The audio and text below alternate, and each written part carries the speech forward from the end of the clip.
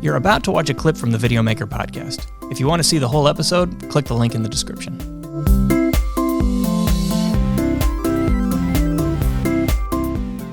So we started out with 3 test run podcasts, and it was Mike, Nicole, and I. And I think at that point, we were all sitting next to each other in a row. We were trying to figure out how to produce it and make it all look right. And it was awkward. And our audio didn't sound good because we were close to each other. So you could hear everybody spill over in the other mic next to it.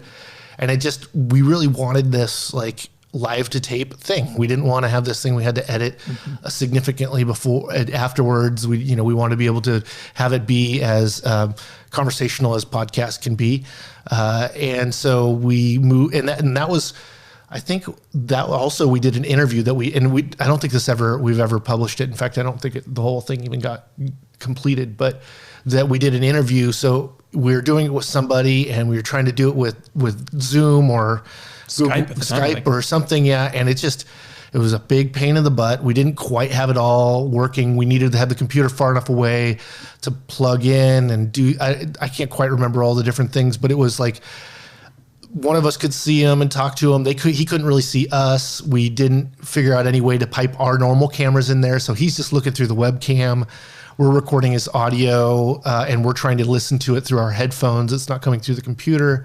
It's kind of some weird things that you wouldn't really think, oh man, this is going to be difficult. Because if it was just a podcast, you wouldn't have to worry about the video side, and it would be immensely easier because there are online sites that'll help you record on both sides and then give you a clean channel from one. And what did we use? Zencastr? Zencastr, yeah. Yeah, Zencastr. So Zencastr will record the audio on one side of the call so that you don't have to deal with the way it all sounds like over the internet. But the problem with that is the other side has to be recorded without that audio so that you can then put it back in and then everybody's voice sounds good. So at the time, we didn't have a multi-track the way we do now with the Rode Podcaster. And so just even like, okay, I'm going to have to take these 4 separate tracks. Now we're going to have to mix them, put them with the video. What do we show? Is it a full screen with a picture-in-picture? How do we show these people and it be not awkward for all of us? It was a mess, and I didn't want to have anything to do with it. I was really like, no, this isn't fun. I don't like this. And it was way more podcasting than it was video.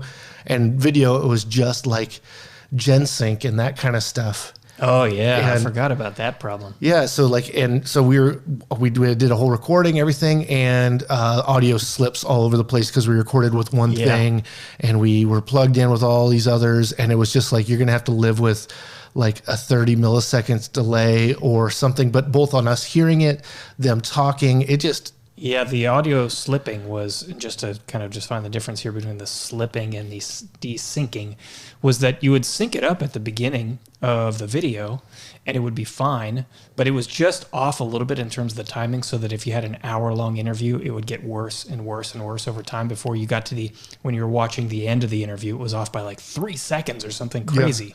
Yeah. I remember having this kind of drift when I was digitizing tapes of long interview. It's like, no, I'm gonna have to do this in chunks because it starts the audio starts to kind of drift a little bit.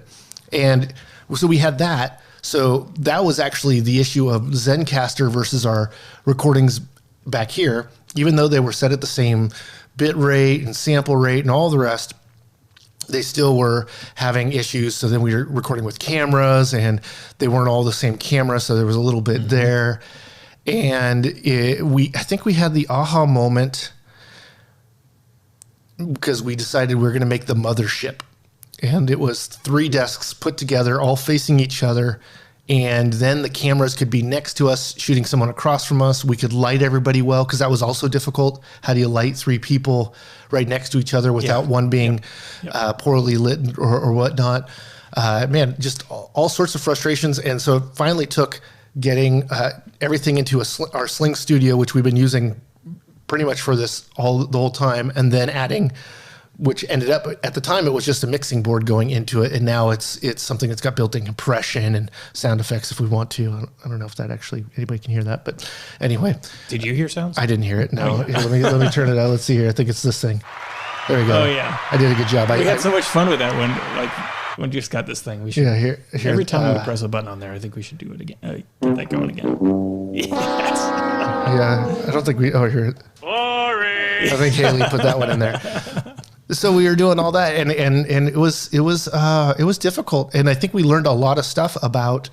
I mean, because it was so more than just a multicast or a multicam, production, because we didn't really necessarily have this hub where everything could go into.